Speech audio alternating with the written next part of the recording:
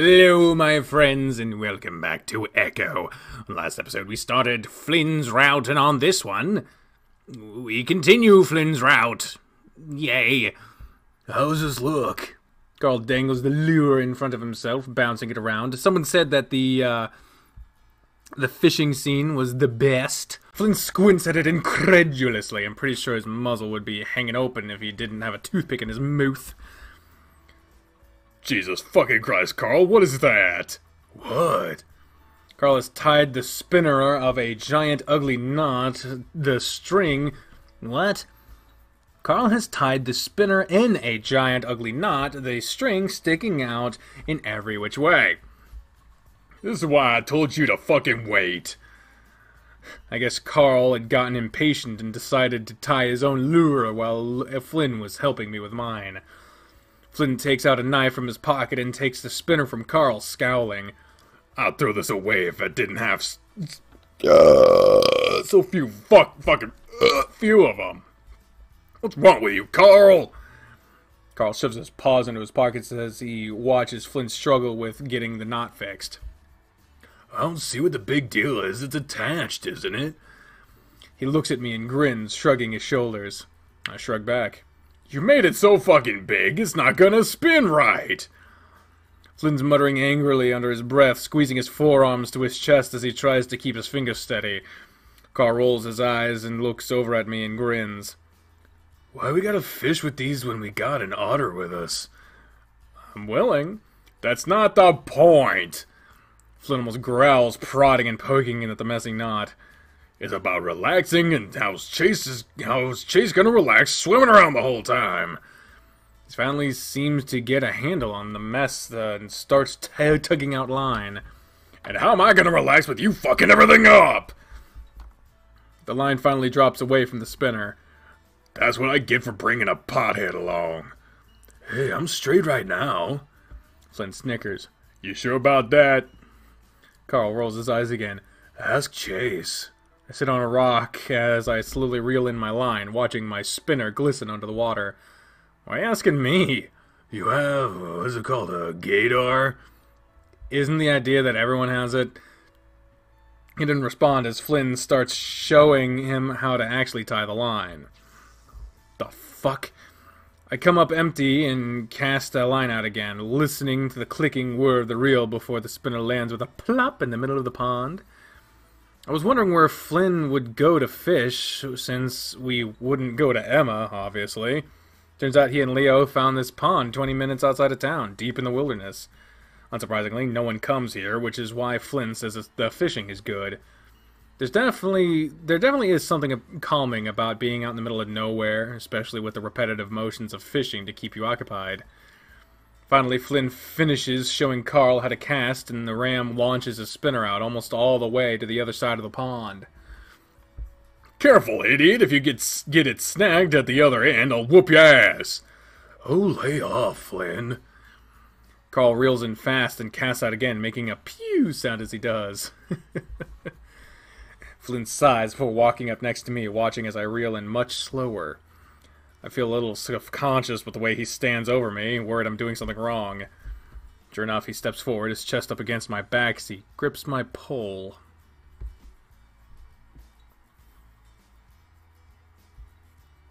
It's too easy, though. It's too easy. Should I? No. It's too easy. I'm gonna leave that one. I'm gonna let that one be. Grab it above the reel post. Here. He holds the rod, then grabs my paw and slides it up the pole. Okay, it's getting really hard, but it's still really easy. That way you can really grip it when you catch something. He's right up against my back, arms wrapped around me. I swallow and try to focus on the pole. Alright. I hear him give a low chuckle in his throat, and I glare. Of course he knows what he's doing right now with my paws and the pole. He's probably rubbing in what he said yesterday. I decided to respond by sliding my tail up the inside of his leg and feel him shift against me, his chuckle turning into a grunt of surprise. The hell are you guys doing? Flynn lets go of the pole and steps back as Carl watches us, his face screwed up in exaggerated disgust. Showing him how to fish. No, it's your turn, fatty. Carl pauses on his reeling. I don't know if I want to feel your Oh, cold my ass. Too bad. Jesus fucking Christ. I focus back on fishing, still feeling a little warm from the close encounter I just had with Flynn. I'm a little angry that he'd try that, especially so soon after what had happened. I try to focus back on how relaxing the motions are, sweeping the lake clockwise as I cast out again and again. You know, looking at this picture in the back, it looks more just like a tiny little fucking... It looks more like a puddle. If I really did want to catch a fish, though, I'd be swimming in the water right now. It isn't hard to do. I'd done it several times when I was younger in the reservoir. Of course, that's less relaxing since you have to actively search for the fish rather than just sit placidly until one bites your lure. I've never killed one before, though. Careful, Carl! I wince and look to the side, seeing Flynn covering his head and ducking as Carl's lure bounces and swings around above him. You didn't let go of the fucking button! Carl shrugs and starts to swing his pole around, trying to unwrap the line from the pole. Well, if you weren't right up against my tail, you wouldn't have to worry about that. I'm trying to show you, kapew! Carl launches his lure over the pond so far that it almost lands on the opposite bank. It does, however, ripe tightly around a branch sticking from a fallen log in the shallows. Unfucking believable. Oh, shit, He starts tugging and pulling, trying to get it untangled from the log. No, stop. You're gonna have to walk around to the edge and get it. What? There's fucking cactuses on the edges. No way in hell. Too bad. That's one of my last fucking lures. Well, come on. Carl's shoulders slump as he looks out across the pond. I sigh and set down my pole and start stripping my shirt off, followed by my pants. After a pause, I decide to take off my boxers, too. It's not like Jenna's here. Jesus, fuck. Moving the cursor over the scene to button. Takes them a while to stop arguing, now about the plural form of cactus, and realize that I'm now nude. Chase? I'll get that damn lure, just stop arguing. Just wanted an excuse to give a little striptease, huh? Shut up, we've all seen each other naked. I do try to angle my hips away so they don't see my balls and sheath. Jesus. Which is hard to do considering I've got a pretty steep bank to pretty steep bank to wall over. Okay, I thought he was gonna comment on his dick. I manage it though, and pretty soon I'm sludging through thick mud. Careful, I don't know what the fuck is in there. Did you say no one comes out here? I don't get his response because I dive in right after that, a familiar feeling of water closing up around me, cutting off air and sound. Again, it's a huge relief to be back in the water, and I drift towards the bottom. It's not deep at all, and the water here has a slimy feel that I don't like. Still, it's better than nothing, and I undulate slowly across the pond. It does take long to reach the log, it doesn't take long to reach the log as it's only 30 feet away. I have to bob a few times to the surface to look around, though, since the water's too murky to see through. Ew! I'm actually kind of starting to regret doing this. I try to remember if I have any cuts or sores I'm going to get to douse in peroxide later. That's when one of my paws bumps the log, and I bob back up to the surface, wiping a paw across my eyes. I see the line glinting above me, some drops of pond water clinging to it. I reach up, grasp it between my index and thumb, and follow it to the branch. I feel Carl give a few tugs. Hey, Chase, Flynn says there's leeches in the pond. I hear a loud smack followed by a yelp. Don't fucking yank it around! You want to snag his eyeball! I ignore them as I search for the lure. I continue to follow the line until I lean over the log and spot the spinner shimmering in the sunlight, the hook wedged into the soft, wet wood. It comes out easily, and I carefully lift it, making sure I'm out of the way of the hook in case Carl decides to yank the line again. When I turn around, I'm glad to see that Flynn's got the pole now. I hold up the lure to show him and let it drop back into the water, Flynn slowly starting to reel back in. I go back in, slowly swimming back to the opposite bank. It's at that point that I see a silver flash to the right of my field of vision. I look over and see it's a fish, swimming lazily over some plant life at the bottom of the pond. I pause and would have smiled if my mouth wasn't going to fill up with pond water. It would be funny, after all this time, with their lures and their poles, for me to just pop out of the water fish and paw. I swim over to it slowly, lingering to the side so I won't block the sunlight before diving down and snatching it up. I latch in my paws to keep it from escaping as I give a little wiggle of delight. It's been a long time since I've done this, but it looks like I've still got it. I turn around and start swimming back to Flynn and Carl, and that's when I suddenly feel like I'm being watched. It's not the typical feeling, though. This is much, much more intense. I pause and look back over my shoulder, then forward again. It's pointless because everything's cloudy. I can't see more than 10 feet.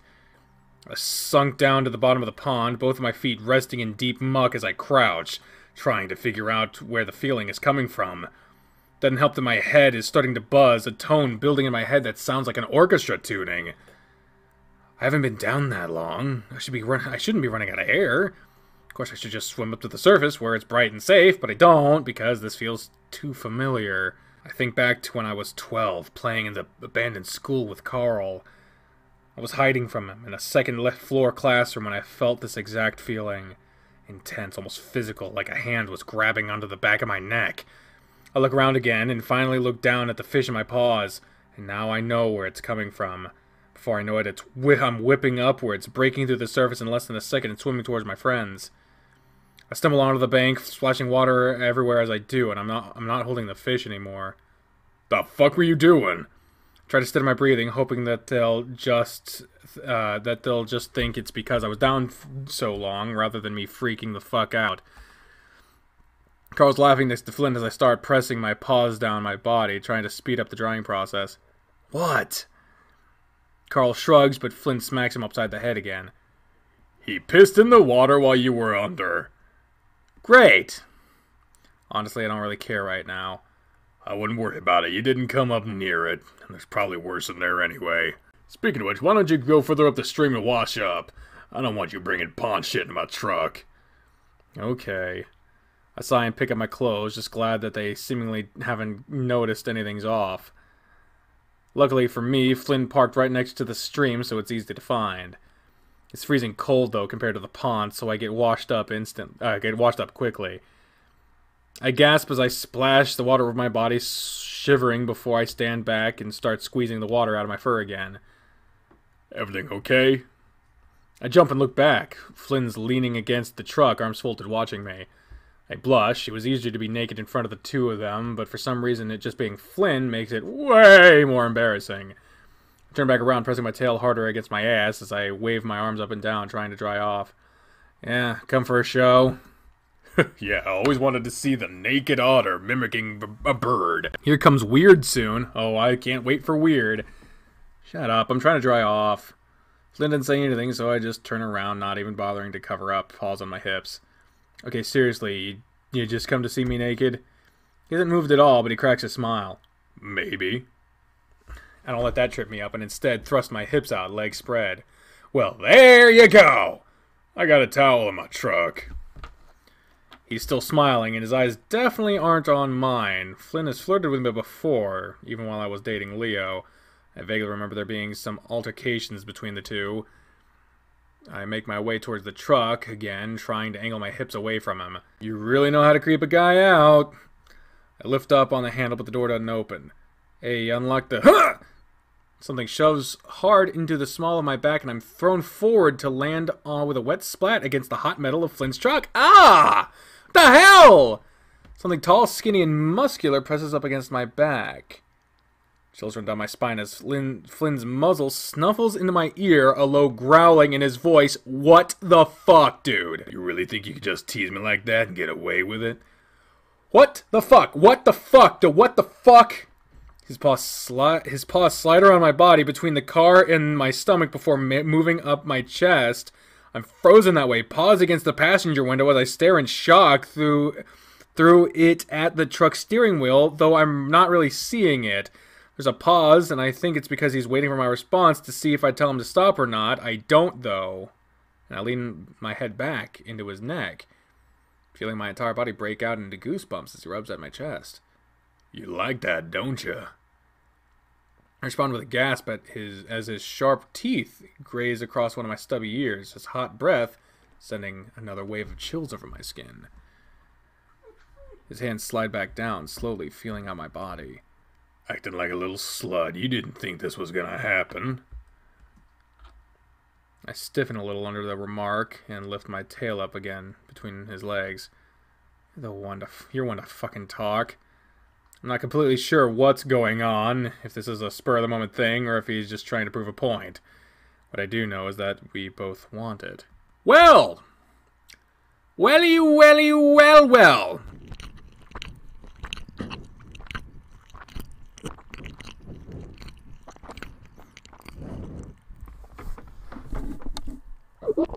I'm liking the idea of switching the position, so I'm going to go with that one. Aggressive as Flynn can be, I know he's got a soft side.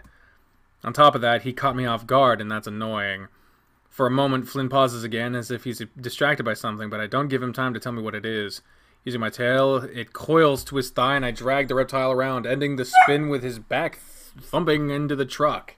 My paws slip into his open shirts, pinning either side of the buttoned up to his arms. He grunts, a smirk on his muzzle as he leers at me.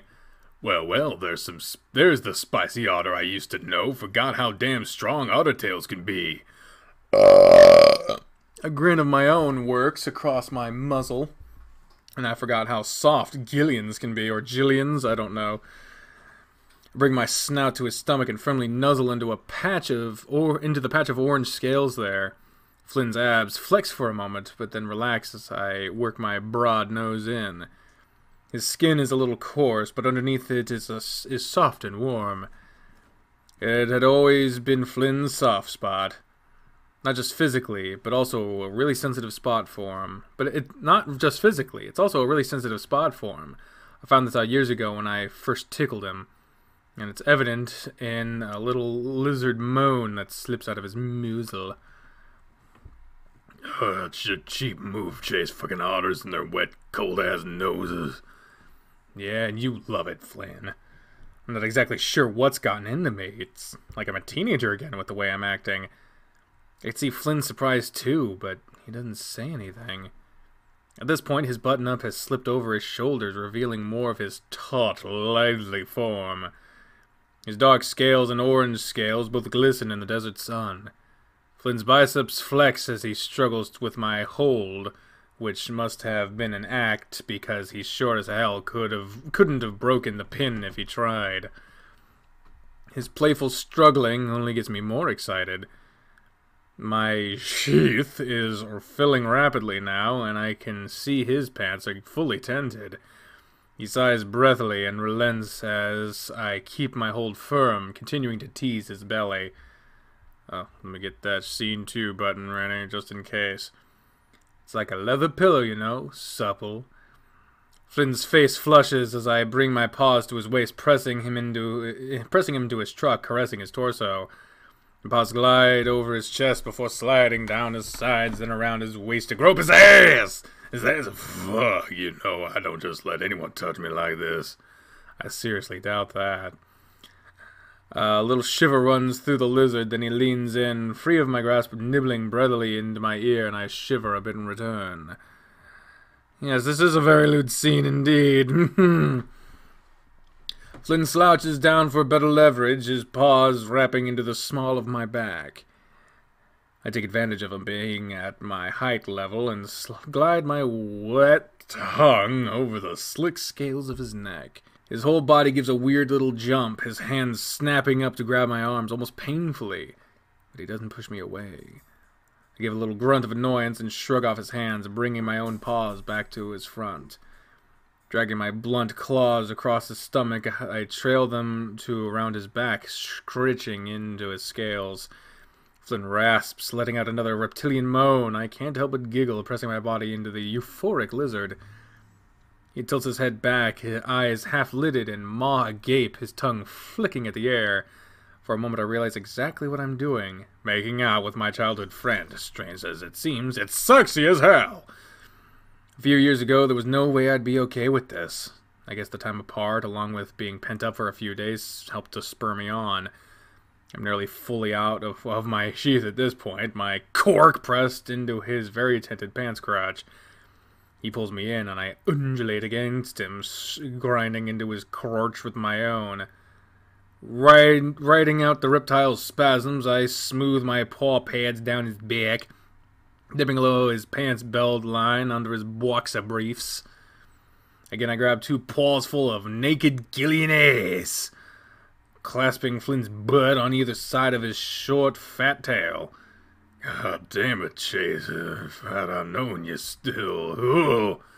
I groped the lizard, cutting him off.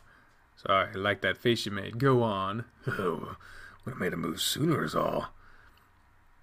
I slide my paws around his waist towards the front and brush up against something very hot and solid. I grin, feeling mischievous. Wrapping my paw around Flynn's rock salad. Okay. You're pumping his member. Oh, Jesus. He moans, practically melting over me now, his muzzle in the crook of my neck, and I think I feel him drooling down my back. Shit, he must have been a handful for Wolfie boy. He's not the type to easily submit. Flynn's right. Leo was a stubborn boyfriend in and out of the bedroom. A lot of coaxing, I could eventually get him to see things my way, but that hardly ever happened. I had a lot more energy as a teenager, more zest, I guess. It's hard to explain, but over the years I've just become more, well, exactly what Flynn accused me of being. Personally, I just chalk it up to growing up. But right now, I do sort of feel like my old self, and that's kind of incredible. Hey, I'm a versatile otter. I like to trade off. Oh, okay, that's actually... he wasn't making a joke there. That's actually a terminology. It's also nicknamed as being verse. It's kind of like how I am. I grin as Flynn guides my paws in his briefs, returning a smirk.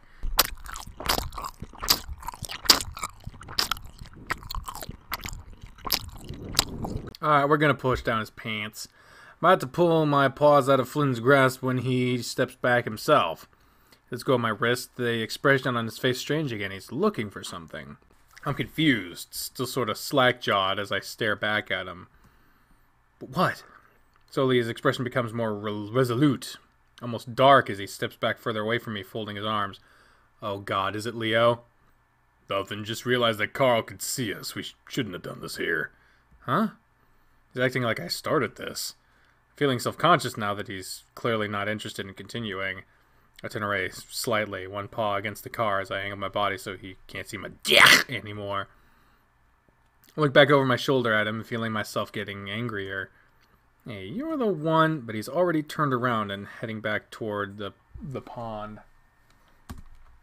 I watch him go, feeling bewildered and bewildered, I should say, and maybe even a little hurt. Asshole. I mutter under my breath. Did he stop because he decided I wasn't up to his standards? That idea hurts even more because I imagine those are pretty low. I stand there for a while longer, feeling like a complete idiot before finally heading back to the stream. Picked up all kinds of shit from smearing my body against his dirty truck. I'll be sure not to let him take advantage of me so easily again. We're headed down Main Street after dropping Carl off, the drive only a little awkward. Flynn's really good at acting like nothing's wrong when he wants to, and I'm totally fine with that right now. That's when I see a set of familiar ears through the window of the... What the fuck, dude? That's when I see a set of familiar ears through the window of the convenience store.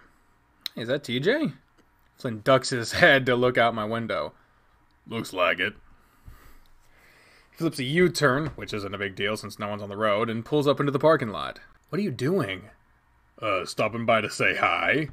Oh, okay. I guess I need to buy some stuff anyway. I look out the window so Flynn can't see the look on my face. I already know that this is kind of a bad idea. Oh, Jesus. Oh, hey, look at... Oh, my God. Jesus fucking Christ. TJ's is at the register and his ears flick in our direction before he turns to see us. At first he smiles when he sees me, but then his ears fall flat as he sees Flynn come in behind me. Jenna pokes her head from behind TJ, and now I know this is a really bad idea. They're both a little dirty, and TJ has his backpack on. The hike! No! I wave at them to let them know I've seen them before moving towards the back of the store. I need to get some bottled water since I don't really like drinking from the faucet at the motel. I hear Flynn say something as he walks up to them, and I silently hope that by the time I get back, everything will be magically solved. Because the corner market closed, Because the corner market closed, this is the only place where you can buy food, aside from the diner. Looking around at the selection, I can see why Flynn takes the 30-minute drive to Peyton to get his food. Grab a few water bottles and head back to the front. My hopes of a revolution. Viva revolution! I fucked it up. Of a resolution are dashed as I see the awkward situation unfolding in front of me. TJ's standing on the other side of Jenna now, keeping her between him and Flynn. No one's saying anything as I get to the register, the air tense and TJ fidgeting with his facial fur. As I pull out my wallet, I look over at Jenna. Hey, how was your hike? Fine. Hot. The red fox I don't recognize takes the $2 I hand to him. I feel Flynn shift around next to me, and I can hear him taking a breath. Hey, Tej, did you... Hey, Flynn, did you forget what happened yesterday? Fuck! Even the music stopped. God damn. I cringe. Jenna's tone is sharp, and now I just wish I could turn invisible. Huh? Can't you tell he doesn't want to talk to you? Flynn doesn't say anything. The tension is so thick in the air, I feel like I'm back in the slimy pond. The cashier fox pauses and handing me my change, staring at Flynn and Jenna. Thanks. I almost yell as I reach out for the money, as if the volume of my voice will make everyone forget and provide Flynn the opportunity to escape. It doesn't work. We're not kids anymore, Flynn. You can't just treat us like crap and expect us to act like it's okay when you decide we're worth talking to again. Flynn's hunched forward, staring off to the side, towards the back of the store. TJ suddenly heads for the door, and I can see his face twitching as he passes me. Jenna follows him, past Flynn, before turning around as she reaches the door. If you want to talk to us again, then you're going to have to act like an adult and apologize. Otherwise, later. She exits, leaving us in the most awkward, painful silence I've ever heard in my life. The clerk openly stares at Flynn. I fumble with the change in my wallet, trying to pretend like nothing happened. Do you wanna... Flynn turns and walks out the door. Watch him get in his truck, then pull out, his face expressionless. For a while I stare at the empty parking space as I slowly shove my wallet back into my back pocket. The clerk, without anyone else to stare at, is now staring at me. Annoyed, I look right at him. What? He stares back at me, expression vacant. He's young, but the patchy fur and the missing teeth on and the look in his eyes tells me everything I need to know. I suddenly realize where I am, and where I come from, and this alone quashes all the good feelings I have left of the day. The fox in front of me practically embodies all the problems with this small town. I feel such a bizarre, intense wave of hatred for him that I have to leave the store. Pressing the 2 water bottles against my chest with one arm, I shove my free paw into my pocket, staring at the ground as I walk back to the motel. Jesus. And we're back. Jesus. Here we go. I'm sick of him thinking he can do whatever he wants without any sort of consequence. Jenna rustles around in a drawer before using her hip to close it with a snap as she turns to me. I'll apologize to him once he apologizes for ruining the trip. I open my mouth, then close it again. Of course, asking Jenna to make up with Flynn is a lost cause. It's like asking Carl to take off his beanie. Sitting on the bed, I glance at the bathroom door, the faint sounds of TJ's shower coming from within. I hear Jenna sigh before the bed wobbles as she takes a seat next to me. I'd probably feel bad if he hadn't fucked everything up already. I rub the back of my neck with a hand, trying to think of something I could say to convince her. It's just that Flynn is always like that. He doesn't mean anything bad. Yeah, well, I'm sick of having to deal with it. He needs to learn how not to talk like an asshole. It's one of the reasons why Flynn never fucks with Jenna, or really says anything to her at all. She's kind of exempt from the whole unspoken pact we made to just let Flynn's dickishness slide. Even sensitive TJ accepts it and takes the playful ribbing well enough. I hear the shower shut off, followed by the high-powered whoosh of the hotel's cheap dryer. Being a lynx, TJ probably had to stand in that thing for a good 10 minutes before he was even damp. We're adults now. If he wants to get anywhere in life, he needs to shape up. He's getting along all right. Jenna snorts. Yeah, if he's planning to stay here for the rest of his life. I mean, what's wrong with that? I can tell Jenna's giving me a look, but I don't give her the satisfaction of turning my head to see it. Seriously? Anyway, it's clearly a defense mechanism. He feels vulnerable without his "I'm an asshole" blanket. I mean, you're not a psychiatrist yet, Jenna. I'm not going to be a psychiatrist, but you don't need a psych degree to see it. I don't respond, not seeing the point in arguing about Flynn any further. Jenna stretches, then gets up to go over to her laptop on the small table while I lay back on the bed, closing my eyes. Absentmindedly, I pull my phone out, discovering a text from Leo. I forgot to tell you that we're having a surprise party for Carl tomorrow. I frown and type out a quick response. You're telling us this now? It's not until next month. What's up? Jenna's looking up from her laptop at the expression on my face. Leo says we're having a surprise party for Carl tomorrow. Oh, yeah? You knew?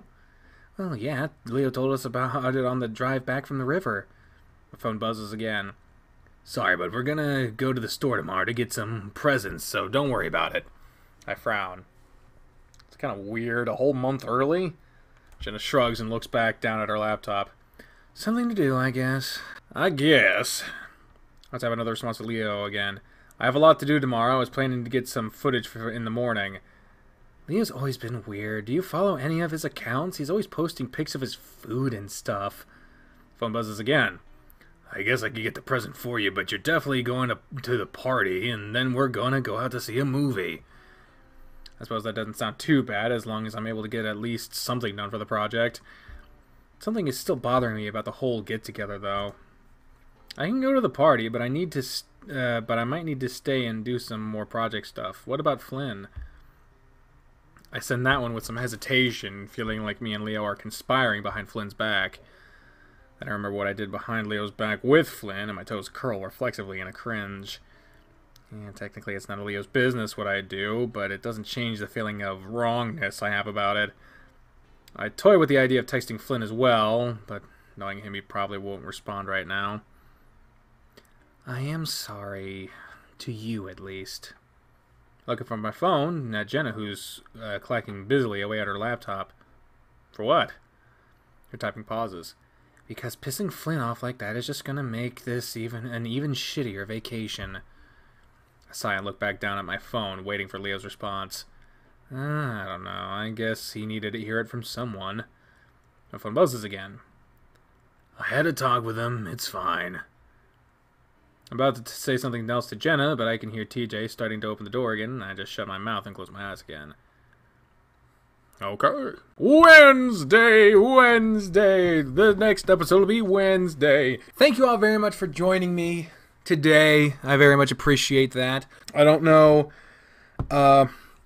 what's happening on the next one. Someone says... Who said it? Where is it? Mao Cottontail says Wednesday is sex day, so interesting. Have to wait until the next episode. But until then, ladies and gentlemen, fare thee well. Bye, everyone!